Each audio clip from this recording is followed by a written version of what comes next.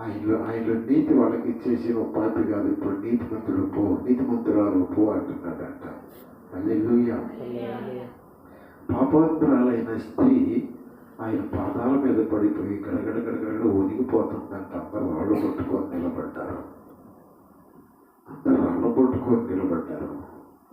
వాళ్ళు వచ్చేసి పొదకుడా మనుష్య ధర్మశాస్త్ర ప్రకారం ఈమెని చంపమన్నారు, ఈ విషయంలో పట్టబడింది కనుక నువ్వేం చెబుతావో చెప్పు అన్నారు.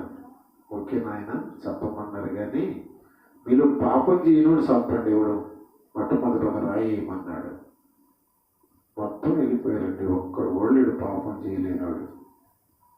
అప్పుడు యేసయ్య ఏమంటాడంటే ఒకసారి అంటాడు, అమ్మా నీ పాపాలు క్షమించబడినాయి, నీవు స్వస్థ చిత్రాలపై వెళ్ళమంటాడు. పాపాలు క్షమించడానికి ఈయనెవరు అంటారు శాస్త్రులు పరిచయం. పాపాలు క్షమించాలి అంటే ఆ పాపాలు ఆయన తీసుకుని అనుభవించాలి, అది పాపాలు క్షమించటం అంటే. అర్థమైందండి? అర్థమైంది. అందుకనే పౌలు గారు కూడా అంటాడు తిమోతితో, హస్త నిక్షేపణ చేసి వాళ్ళ పాపాలలో బలిభాగస్తుడు కావకు తిమోతి, జాగ్రత్త అంటాడు. హస్త నిక్షేపణ చేస్తే ఏమైంది? బలిభాగం అయింది. మరి శని నీకు ఇంకోటి ఏంటంటే, పాత నిబంధనలో ఉన్నటువంటి పస్కా గొర్రె పిల్లను తప్పించి ఆయనే పస్కా గొర్రె పిల్లగా ఆ రాత్రి మారిపోయాడు. ఆయన ఇదిగో నా శరీరము అని రొట్టె, ఇదిగో నా రక్తము అని ఆ ద్రాక్ష రసపు పాత్రను ఇచ్చేసి ఆయన తను తాను అప్పగించుకున్నాడు బలికి. ఇవన్నీ సంపూర్తి చేసి ఆఖరికి శిలువలో సమాప్తమైనది అన్నాడు. అంటే ఆయన పనులన్నీ కంప్లీట్ అయ్యి ఫినిష్డ్ అంటాడు. లాస్ట్ ఇంగ్లీష్లో ఉంటుంది ఫినిష్డ్ అంటాడు. అంటే నా పని అంతా పూర్తి చేసేసింది అయ్యా, ఇక నా ఆత్మను నేను తీసుకుంటున్నాను. ఏ ఆత్మనైతే వీళ్ళ కోసం పెట్టాను ఆ ఆత్మను నేను మరలా నేను తీసుకుంటున్నాను. హల్లెలూయా, హల్లెలూయా. ప్రభు ఏమంటాడంటే, నా ఆత్మను నేనే పెడతాను, నా ఆత్మను నేనే తీసుకుంటాను అంటాడు. మనము ఆత్మను పెట్టి ఆత్మను తీసుకోగలమా? ఆశీర్వాదం.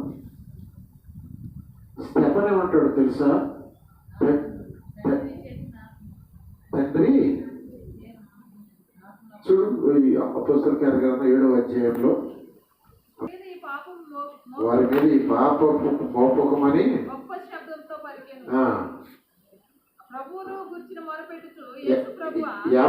వచనం, ప్రభువును గురించి మొరపెట్టుచు యేసు ప్రభువా అంటే ఏంటి? దాని భావం ఏంటి? చేర్చుకోవడం అంటే ఏంటి? మన ఆత్మను డైరెక్ట్గా దేవుడి దగ్గరికి వెళ్ళవు, దేవుడు పట్టుకొని లాక్కుంటే కానీ రావు అన్నమాట. అర్థమవుతుందా? మనం చచ్చిపోయిన తర్వాత ఆత్మలో అటు ఇటు వెళ్ళిపోతూ ఉంటాయి. ఆయన చేర్చుకోవాలి, ఆయన ఆకర్షించాలి, ఆయన పరిశుద్ధాత్మ మన ఆత్మను తీసుకెళ్ళి చేర్చాలి ఆయనకి. కానీ ఆయన దేవుడు కనుక ఆయన ఆత్మను పెట్టాడు, ఆత్మనైనా తీసుకున్నాడు. ఆయన ఆత్మను ఆయనే తీసుకున్నాడు, మన ఆత్మను మనం తీసుకోలేదురా. దేవునికి స్తోత్రాలు. ఓకే, ఇంతవరకు నేను వెలపలు చెప్పాను. ఇప్పుడు వాక్యములకు వస్తానండి. ఆయనను అప్పగింపవలెనని సీమోను కుమారుడగు ఇస్కరియోతు యూదా హృదయములో అపవాది ఇంతకు ముందు ఆలోచన పుట్టించి ఉండేది కనుక, తండ్రి తన చేతికి సమస్తము అప్పగించిననియు, తాను దేవుని యొద్ద నుండి బయలుదేరి వచ్చిననియు, దేవుని యొద్దకు వెళ్ళవలసి ఉన్నదనియు యేసు ఎరిగి భోజన పంక్తిలో నుండి లేచి తన పై వస్త్రము అవతల పెట్టివేసి ఒక తువాలు తీసుకొని నడుమునకు కట్టుకొనెను. ఇక్కడ ఒక్క మాట చెప్తాను నీకు. ఎక్కడి నుంచి వచ్చాడో ఎక్కడికి వెళ్ళాలో ఎరిగి ఆయన పని పూర్తి చేసుకుని ఆయన దగ్గరికి వెళ్ళిపోవాలని సిద్ధపడ్డాడు. అది మీరు గుర్తుపెట్టుకోండి. పై వస్త్రము తీసి అవతల పెట్టి అన్న మాటను మీతో చెప్తాను. హల్లెలూయా. పై వస్త్రము, వస్త్రం అంటే ఏమని చెప్పాను? క్రియలు అని చెప్పాను. పై వస్త్రం అంటే ఏంటి? మీలో ఉన్నటువంటి పైన ఉన్నటువంటి క్రియలు కదా. ఏమేమి ఉన్నాయి? ద్వేషం ఉంది, కోపం ఉంది, అసూయ ఉంది, పగ ఉంది, కసి ఉంది, ఏమండి ఈగో ఉంది, ఏమండి ఇది నంతటిని తీసి పక్కన పెట్టాలంట. పాదపరిచయం చేసి బలలో పాలు పొందేటప్పుడు మనము పక్కన పెడుతున్నామా? నీ అహంకారాన్ని పక్కన పెడుతున్నావా? నీ యుగోని నేనెందుకు పలుకుతాను? నేను పలకను అసలు. వాళ్ళు పలికేదేంటి? నేనెందుకు చెబుతాను వందనాలు? నేను అసలు చెప్పను కదా. దేవునికి స్తోత్రం. పై వస్త్రము తీసి పక్కన పెట్టాడట. చెప్తాను నేనండి. ఏంటి ప్రభు పై వస్త్రము? నా యొక్క దైవత్వం అనేటువంటి వస్త్రము, నా యొక్క గొప్పతనం అనేటువంటి వస్త్రము, నా డిగ్నిటీ, నా డిగ్రీ, నా హోదా, నా మహిమ మొత్తము తీసి పక్కన పెట్టి ఒక వస్త్రాన్ని తీసుకొని నడుము కట్టుకున్నాడట. క్రైస్తవులారా, నడుముకి ఎవరు కట్టుకుంటారంటే వినండి చెప్తారు. యూదుల ఆచారం ప్రకారము వారు భోజనం చేసేటప్పుడు ఎవరైనా బంధువులు వస్తే మొత్తం కూర్చున్నప్పుడు వాళ్ళ ఇంట్లో బానిస ఉంటాడు. బానిస, ఆ బానిస వచ్చి ఆ వస్త్రాన్ని నడుము కట్టుకుంటాడు. బానిస నడుముకు బిగించి కట్టుకొని పళ్ళెము తీసుకొచ్చి ఆ వచ్చిన వాళ్ళ కాళ్ళ కింద పళ్ళెం పెట్టి నీళ్లు పోసి ఆ పాదాలన్నీ శుభ్రంగా కడగాలి. ఎందుకంటే వాళ్ళు ఎక్కడెక్కడి నుంచో ఎడారుల్లో నుంచి నడుచుకుంటూ వస్తారు. ఆ పళ్ళెములు పెట్టి ఒత్తి అన్ని శుభ్రంగా కడిగేసేసేసి అలా నడుము కట్టుకున్న ఆ టవల్ తీసి శుభ్రంగా తుడిసి ఆ పళ్ళెముల నీళ్లు పారబోయాలన్నమాట. వీళ్ళు బానిసలు ఆ పని చేస్తారు, దాసులు ఆ పని చేస్తారన్నమాట. ఇప్పుడు ఒక కలెక్టర్ గారు మన ఇంటికి వచ్చాడు అనుకోండి, మనం కింద కూర్చొని పోతున్నాం అనుకోండి, ఆయన కూడా కింద కూర్చోబెట్టి అన్నం పెడతామా? ఎందుకని? కలెక్టర్ హోదాని ఆయన పక్కన పెట్టలేడు. ఒక మినిస్టర్ వచ్చాడు అనుకోండి, కింద కూర్చోమంటే కూర్చుంటాడా? కూర్చోడా. ఆయన కూర్చేయాలి. ఏమంటే పై వస్త్రము తీసి పక్కన పెట్టేటంటే ఆయన దైవత్వాన్ని తీసి, ఆయన గొప్ప తేజో అద్భుతమైన మహిమను తీసి అన్ని తీసి పక్కన పెట్టి ఒక దాసుడుగా ఆయన ఒక్కొక్క పాదాలు కడగటం మొదలు పెట్టాడంటే, ఏమండి నేను చీకటి తీసుకుంటే వెంటనే రూతు కానీ ఆశీర్వాదము కానీ రాణి కానీ వచ్చి ఇంకా బాగా మన గోడు లేచి నోకడిగేది దయ్యా మేము కడుగుతామని అనలేదండి.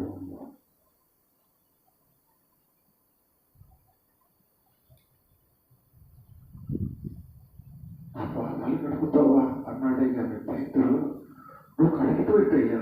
మీరు మా పాదాలు కడగటం ఏంటయ్యా? వద్దు నువ్వు కూర్చో, మేము కడుగుతాంలే, అందరి పాదాలు నేనే కడుగుతానులే అని ఒక్కడు కూడా తగ్గించుకోలేదండి. ఎందుకో తెలుసా?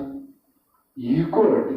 మనుషుల్లో ఒక ఈగో ఉంటుందండి, అది మాత్రం తీసేసుకోవడానికి ఇష్టపడరు. ఆ దాసుడి స్టేజ్కి వెళ్ళడానికి ఇష్టపడరు. మేమంతా లార్డ్స్ని, మేమంతా గొప్పళ్ళమి, మేమెందుకు కాళ్ళు కడగాలి, మేమెందుకు ఈ పని చేయాలి? ఆ ఈగో మనుషుల్ని అట్టాగే కూర్చోబెట్టిందండి. ఆ ఈగోను పక్కన పెట్టాడండి దేవుడు.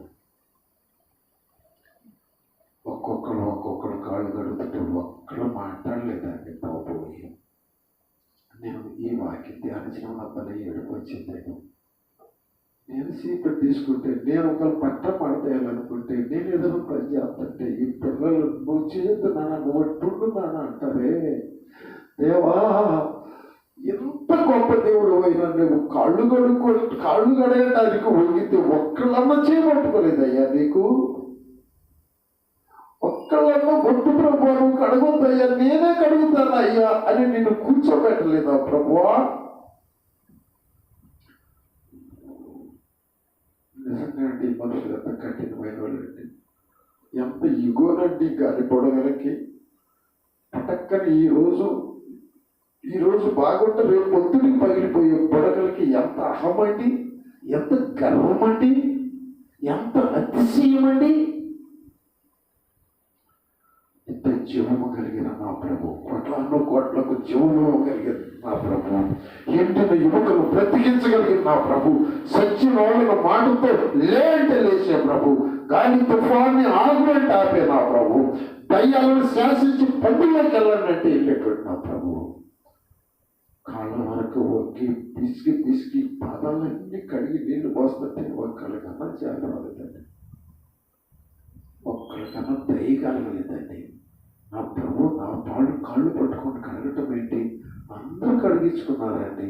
మరి పేతురన్నా లేచాడా, నువ్వు కడుగుతున్నాడు కానీ నేను కడుగుతాను ప్రభు అన్నాడండి. అలా నేను కడుగుతాను ప్రభు అని అనలేదండి ఒకరు కూడా. దీన్ని మీరు క్యాచ్ చేయదమ్మా. ఇక్కడ నేను 2 మాటలు నేను మీతో చెప్తున్నాను. ఒకటి, పై వస్త్రం తీసి పక్కన పెట్టాలి. రెండవది, నీ హార్ట్ నిల్ అయిపోవాలి. ఒక మాట నేను చెప్తాను. ఐ అంటే ఏందమ్మాయి, నేను. సి అంటే ఏందమ్మాయి, క్రైస్ట్. నేను క్రైస్ట్. ఐ అంటే నేను, సి అంటే క్రైస్ట్. ఐ అంటే ఇట్లా నిలబడి ఉంటుంది కదమ్మా, ఇట్లా నిలబడి ఉంటే ఇటు ఉంటుందా, ఐ అంటారు. సి అంటే ఇట్లా ఊరికి ఉంటుంది, ఇట్లా సి చదువుకున్న వాళ్ళు తెలుస్తుంది కదమ్మా. సి ఎట్లుంటుంది, ఎట్లుంటుంది కదా. ఈ ఐ ఇట్లా వచ్చేది ఏమైపోయింది, సి అయిపోయింది. దేవుడికి స్తోత్రం. మీకు అర్థమవుతుందా? ఇది ఐ అంటే ఇట్లా నిటారుగా నిగుడుకొని ఉంటుందండి అయ్యి. ఇది ఇగో, ఇది ఇగో.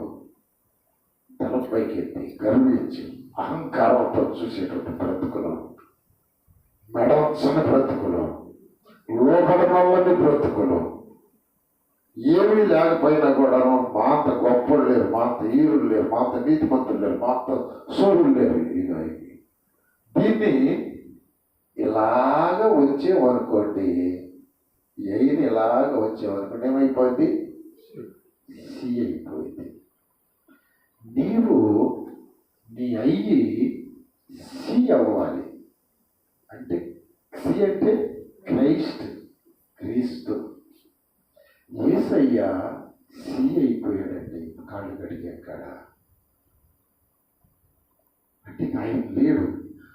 లోకములో తన వారిని ప్రేమించి అంతము వరకు ప్రేమించానన్న మాట వాడుక బైబిల్లో ఉంటుంది. సంపూర్ణముగా ప్రేమించాను. సంపూర్ణముగా అంటే ఆయన హృదయంలో ఇక అయ్య అనేది లేదు. ఆ అయ్య అనేది పూర్తిగా నేలమట్టుకు వంగిపోయింది అన్నమాట అండి. అది క్రైస్ట్ అంటే. నువ్వు దేవుని మనస్సు కలిగి బ్రతకాలంటే నీవనేవి అనేది నీకు ఇక్కడ ఉండకూడదులా. హల్లెలూయా.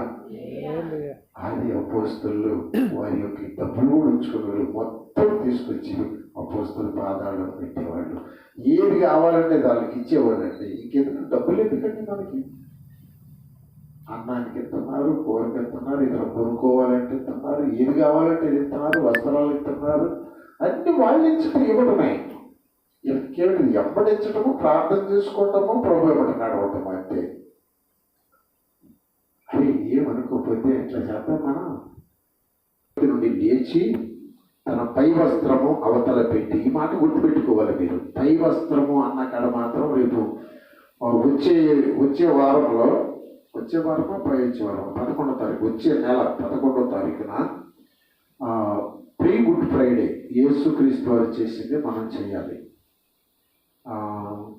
దేవుని చిత్తమైతే మనకు అక్కడ కట్టారు, 12 పల్లెలు కట్టారు. 12 మంది శిష్యులకు 12 పల్లెలు అన్నట్టు కట్టేసేసారు. 12 ఇళ్ళు 24 లెగుస్తారు ఒక దెబ్బకి. ఇంకా అక్కడ చుట్టుకోసట్లేదు. 12 మంది 24 లేకపోతే కడుక్కోవడం వచ్చిన తర్వాత మళ్ళీ 24 అవుతాం. 3 ట్రిప్పుల్లో ఫినిష్ పాదపరిచయం అయిపోద్ది. ప్రతి నెల పాదపరిచయం జరిగిస్తాం, ప్రతి నెల సాక్ష్యాలు చెప్పిస్తాం. హల్లెలూయా, హల్లెలూయా. ముందు మన ప్రతిష్టకి ఒక వారం ముందు రోజు, మన గుడ్ ఫ్రైడేకి ముందు రోజు ప్రీ గుడ్ ఫ్రైడే అనేది మనం పెట్టాలని నేను అనుకుంటున్నాను. అది 11వ తారీఖు వస్తుంది. ఆ రోజు పల్లారాధన ఉంటుంది. ఆ రోజు చికెన్లు భోజనాలు ఏమి ఉండవు. ఆశీర్వాదం అవుతుందా? ఆ రోజు భోజనం